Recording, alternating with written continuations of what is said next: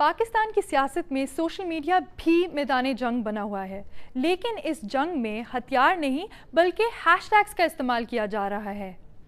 दो बड़े हैशटैग्स जो हम देख रहे हैं वो हैं गो नवाज गो और गो इमरान गो।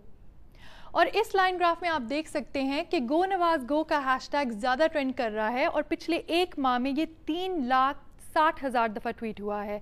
इसके मुकाबले में गो इमरान गो का हैशटैग निस्बतन कम मकबूल है, लेकिन 14 अगस्त के बाद इसने भी तेज़ी पकड़ी है और अब ये 70,000 से ज़्यादा दफ़ा ट्वीट हो चुका है। और अगर हम बैनुल-अक़वामी सतह पर इन्हीं ट्वीट्स का जायज़ा लें तो सूरत हाल कुछ ऐसी नज़र आती है। लाल रंग में नवाज शरीफ का गो नवाज गो का हैशटैग दुनिया भर में मकबूल है और अमेरिका और यूके जैसे ममालिक में ज़्यादा ट्वीट हो रहा है। इसके मुकाबले में गो इमरान गो का हैशटैग निस्बतन कमज़ोर कारकर्दगी दिखा रहा है और ये इन दोनों का आपस में जायज़ा है। लेकिन ट्विटर से कहीं ज़्यादा लोग फेसबुक पर हैं। पाकिस्तान की 18 करोड़ आबादी में सिर्फ 40 लाख लोग ट्विटर पर हैं, जबकि 90 लाख लोग फेसबुक पर हैं। अब देखते हैं कि पाकिस्तान की सियासी जमातों में फेसबुक पर मकबूल तरीन कौन है।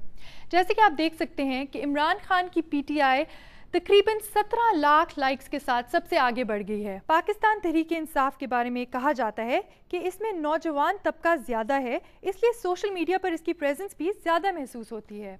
और अब एक और दिलचस्प स्टैटिस्टिक आपको दिखाते हैं।